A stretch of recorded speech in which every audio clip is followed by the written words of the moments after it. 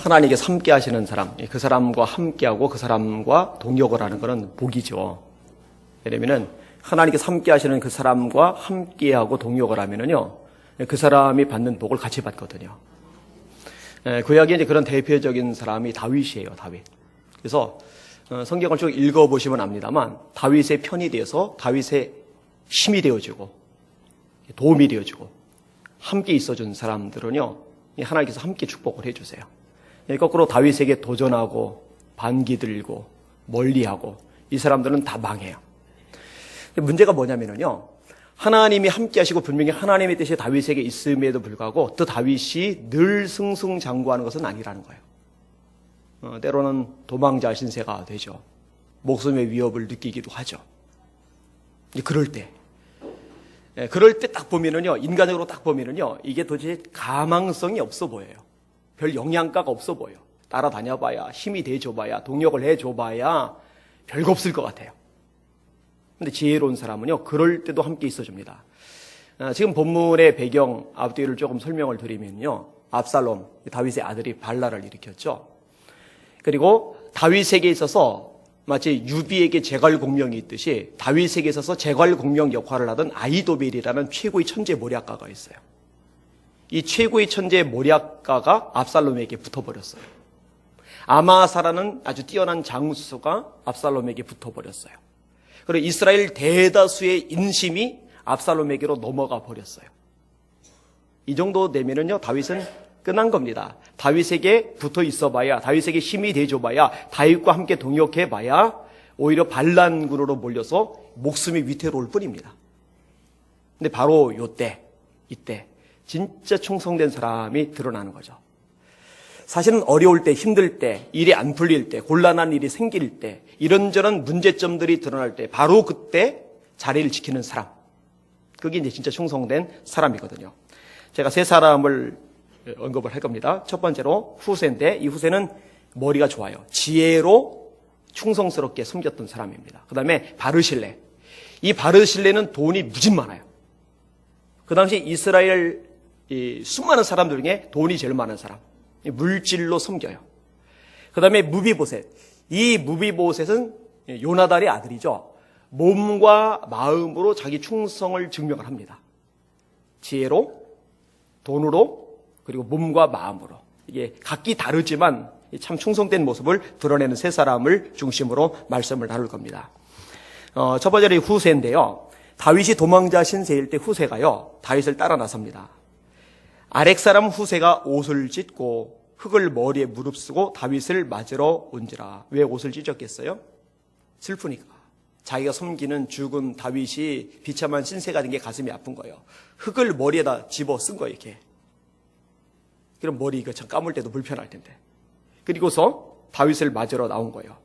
근데 다윗이 후세에게 이상한 명령을 내립니다. 너 나 따라오지 마. 왜 그러십니까? 저 압살롬에게 아히도벨이라는 천재 모략가가 달라붙었는데 그가 보나마나 비상하게 머리를 써서 나를 곤란하게 궁지로 몰아넣을 거야. 그러니까 너 가서 네 지혜로 그 아히도벨의 모략을 좀 깨트려줘.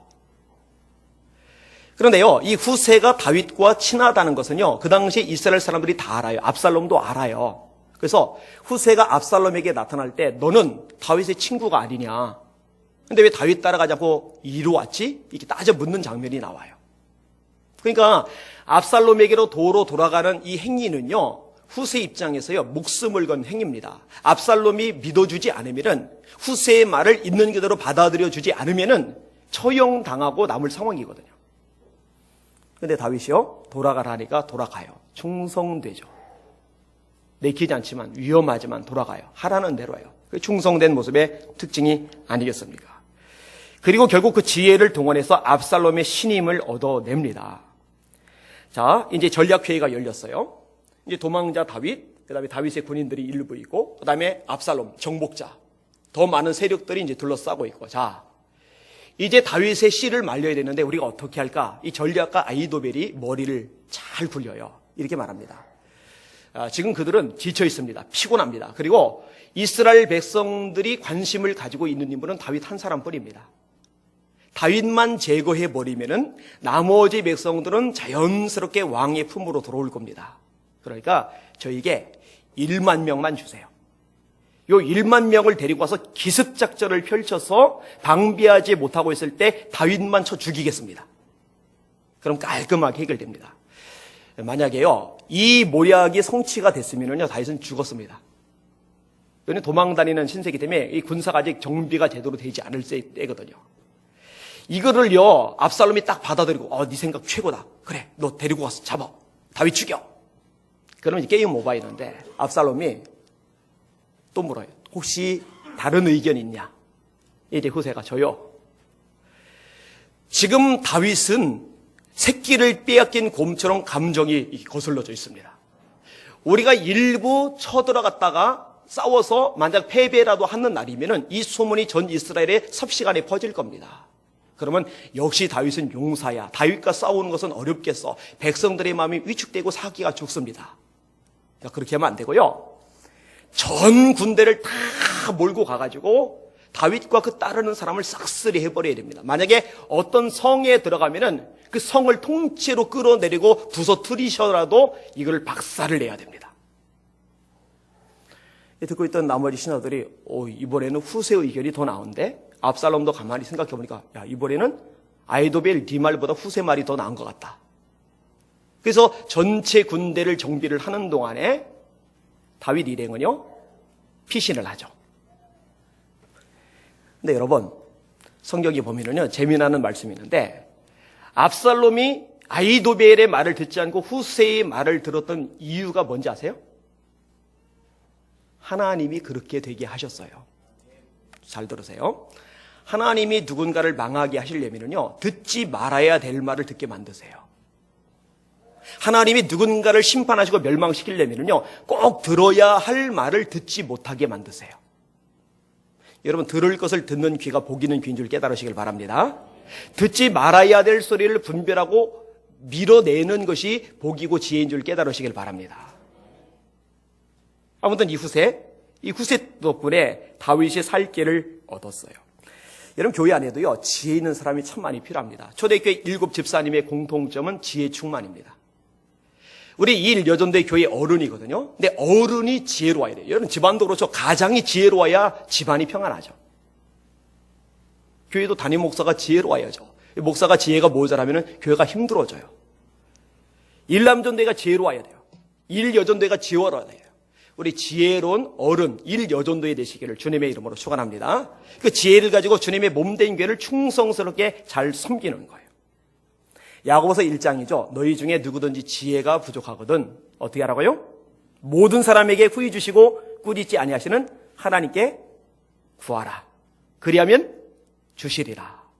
기도하세요. 그리고 지혜 받으세요. 그 지혜로 섬기실 수 있기를 주님의 이름으로 축원합니다.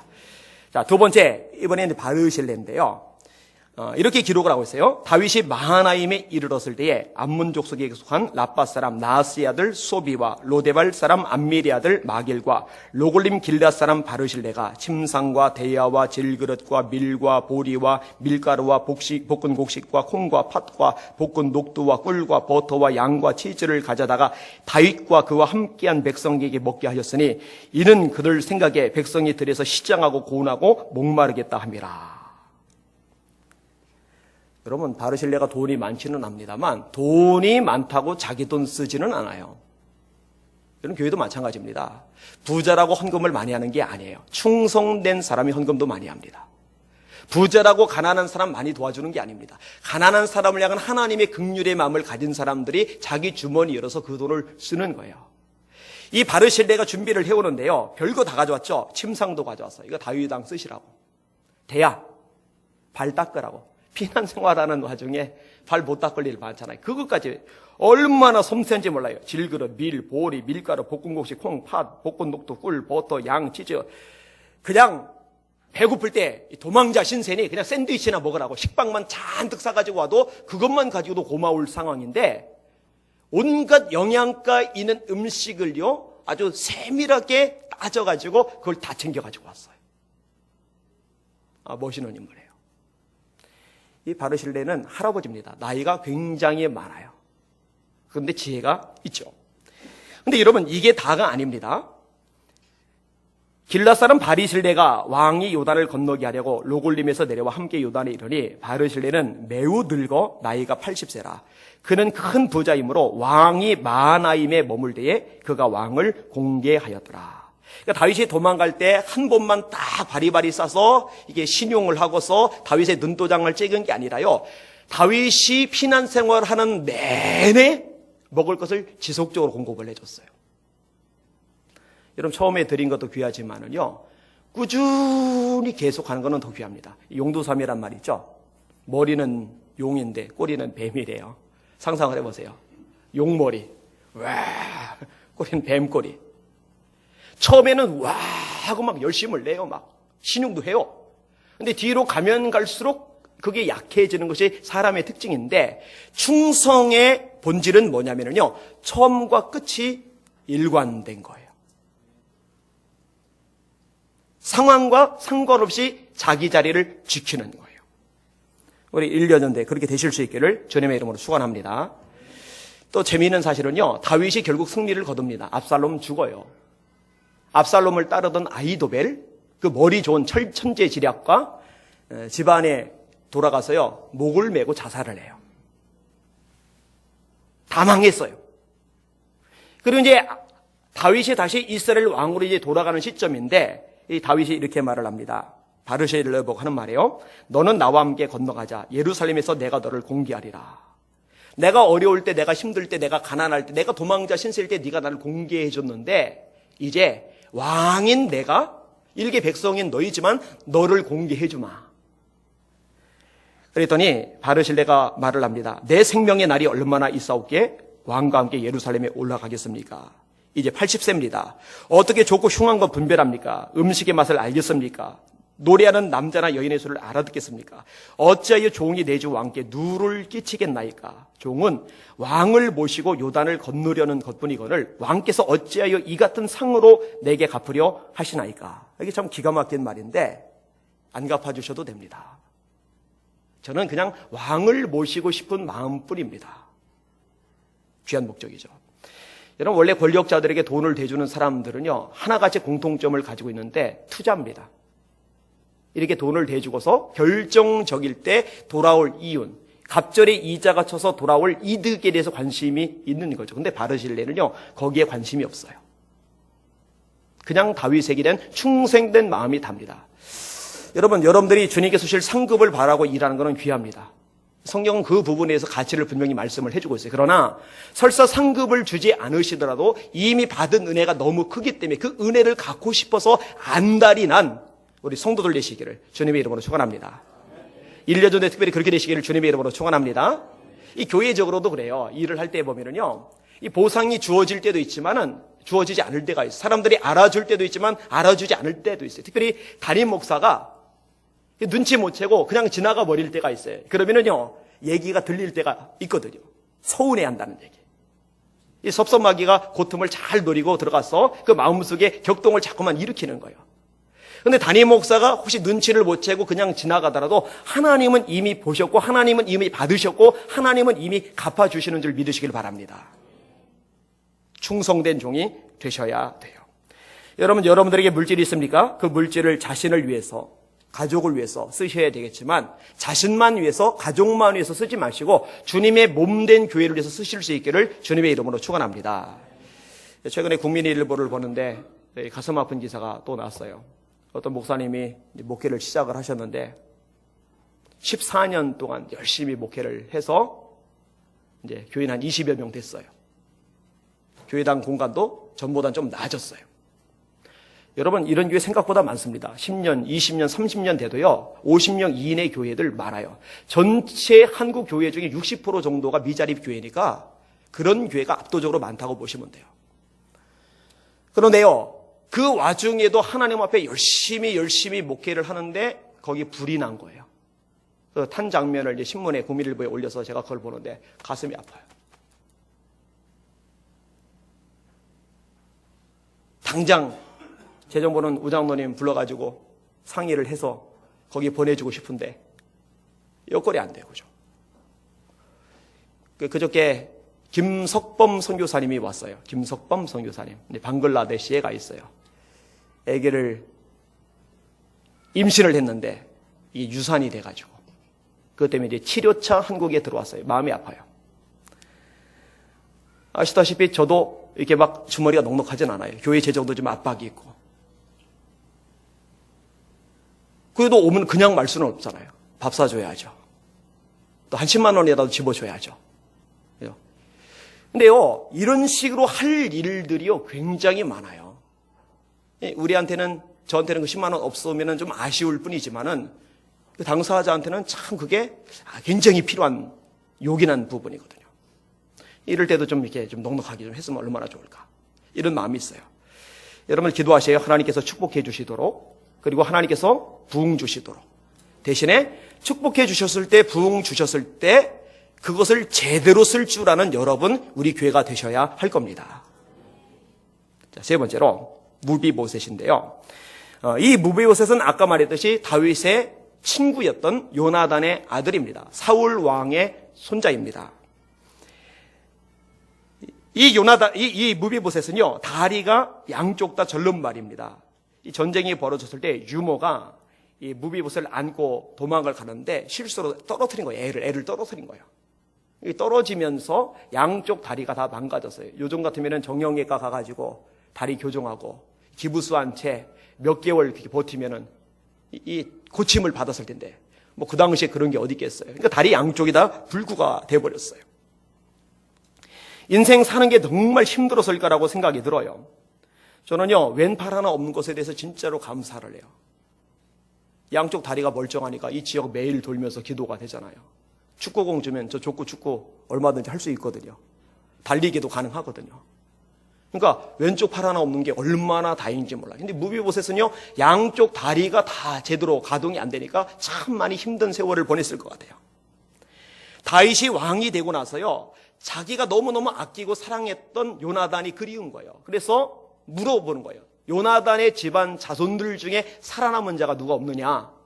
알고 봤더니 무비보셋이 살아있어요. 다리를 둘 다 절어요.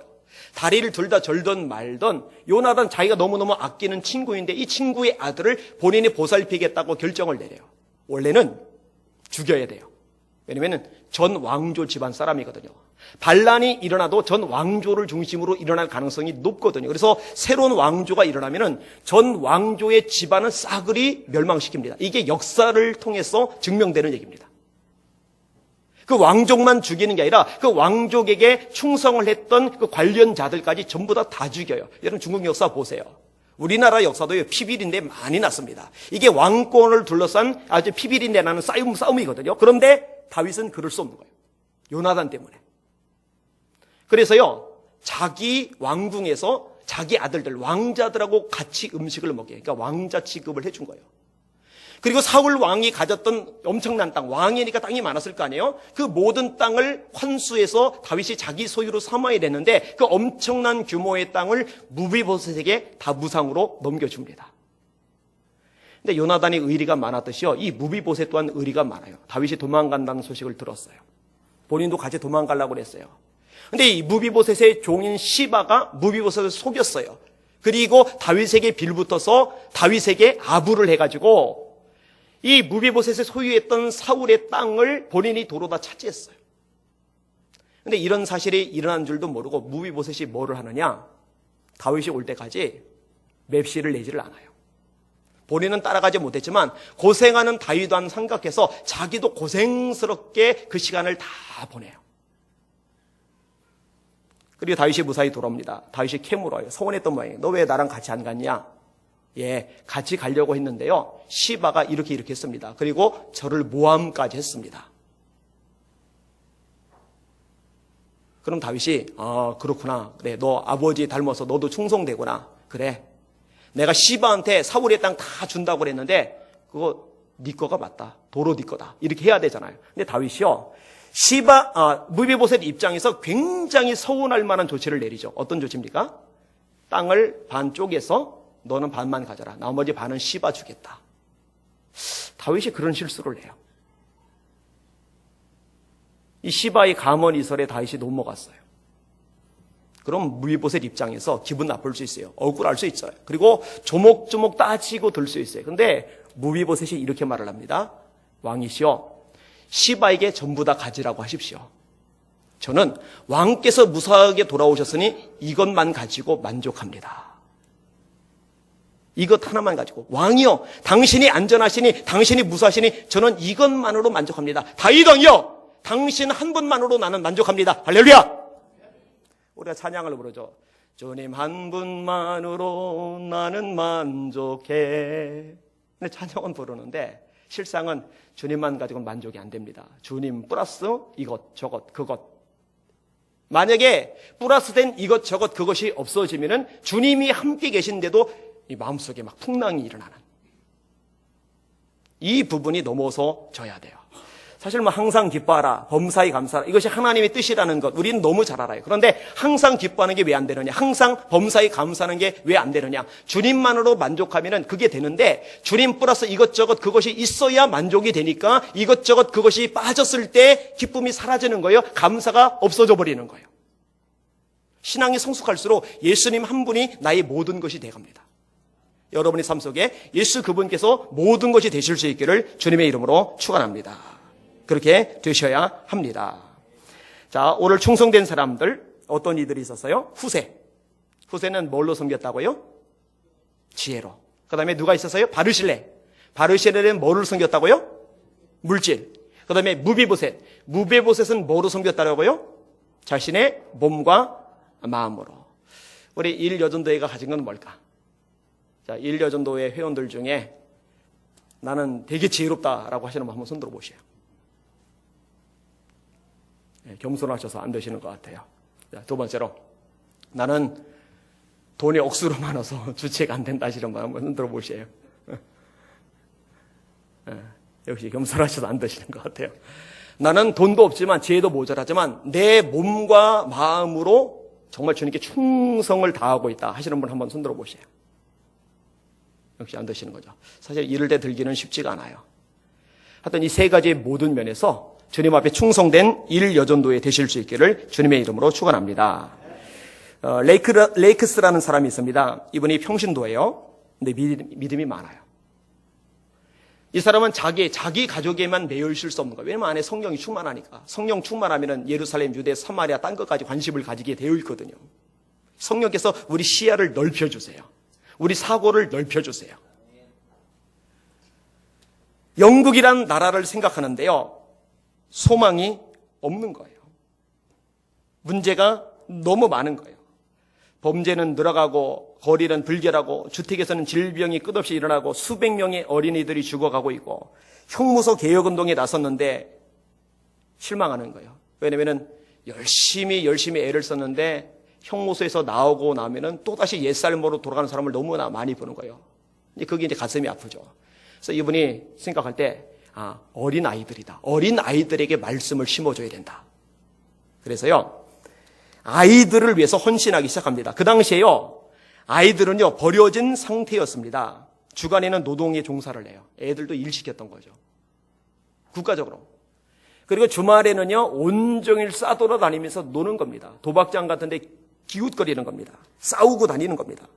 몸도 옷차림도 더러워서 그 꼴을 볼 수 없을 정도예요. 부모들도 애들을 방치하는 거죠. 그런 아이들이 하나님을 만나기는 참 어렵죠. 그리고 그런 아이들이 어른이 되면 나라의 미래가 형편없어질 수밖에 없겠죠. 그래서 이 아이들에게 내 삶을 드리자라고 작정을 했어요. 자기 집을 개방을 합니다. 세수를 하지 않으면 들여보내질 않아요. 옷이 너무 더러운 애들은 자기 주머니 털어서 옷을 사줍니다. 그리고 교사를 4명을 고용을 하는데 이 4명 돈이 뭐 정부에서 나옵니까? 교회에서 나옵니까? 그러니까 자기 주머니 끄집어내서 그 돈 쪼개가지고 그들 교통비라도 지급해주면서 교육을 시작을 해요. 주일 아침이면은요, 아침 8시에 시작해서 점심 먹는 시간 빼고는요, 저녁 예배 드릴 때까지 온종일 아이들에게 교육을 시키는 일을 해요. 자기와 4명의 교사들이 읽기, 쓰기, 산수, 성경. 읽기, 쓰기, 산수, 성경. 이 레이크스의 별명은 야생거위입니다. 야생거위처럼 막 더럽고 막 난장판이고 뛰도는 아이들하고 같이 뒤엉켜 노니까, 같이 뒤엉켜 뛰니까. 애들이 마음 열고 거기에 교육을 받아들이고, 그리고 거기서 변화가 일어나요. 예수님을 영접해요. 꿈이 생겨요. 그를 알게 되니까. 이거를요 30년간 계속합니다. 제가 아까 말했죠. 충성은요 용두삼미가 아니라 와 막 열정적으로 시작했다가 어느새 보면 안 보여요. 이거는 아닙니다. 끝까지 자리 잡게 지키는 거죠. 자기 주머니 털어가면서 30년간 그 일을 합니다. 놀라운 일이 벌어졌는데요. 30년이 지나서 이 레이크스가 노인이 되었을 무렵에 이 레이크스를 중심으로 시작한 주일학교가 그 나라에 몇 개가 생겼는지 아세요? 3,000개가 생겼어요. 3,000개가. 그게 나라를 바꿨어요. 그게 나라를 바꿨어요. 사랑하는 여러분, 하나님은요 어중이 떠중이 군중 대다수의 어떤 인원을 동원해서 일을 하시는 분이 아니라 한 사람, 충성된 한 사람, 그 한 사람을 통해서 세상을 바꾸고 역사를 움직이고 하나님의 뜻을 펼쳐나가고 하나님이 영광을 받으시는 줄 믿으시길 바랍니다. 딴 사람이 하든 말든 다른 사람이 협조해 주든 말든 상관없어요. 레이크스가 그런 거 염두에 뒀다면 30년간 그 일을 못하죠. 왜 내가 내 주머니 털어가며 내 집 개방해 가면서 이렇게 생고생하면서 혼자 일을 할까? 알아주지도 않고 상 주지도 않고 누가 칭찬해 주지 않고 돈 털어서 도와주지도 않는데 이런 마음이었다면 3,000여 개의 주일학교가 생기는 그 기적적인 일을 하나님이 이루어주지는 않으셨을 거예요. 천국 갔을 때 상 엄청 받을 겁니다. 가치 있는 삶이죠. 사랑하는 일여전도의 여러분, 가치 있는 일을 위해서 헌신하실 수 있기를 주님의 이름으로 축원합니다. 꾸준하게 마지막까지. 지금 우리가 사는 이 시대는 그 한 사람이 필요해요. 그 한 사람이. 어중이 떠중이 군중, 수많은 군중이 아닌 충성된 그 한 사람. 그 한 사람으로 서시기를 예수님 이름으로 축원합니다. 아멘. 기도하겠습니다. 하나님 아버지, 오늘 일여전도 헌신 예배입니다. 일여전도 회원들 지혜가 있다면 그 지혜로 하나님을 섬기게 해주시고 물질이 있다면 그 물질로 하나님을 섬기게 하시고 또 몸과 마음으로 하나님을 섬기는 일여전도회가 되게 하여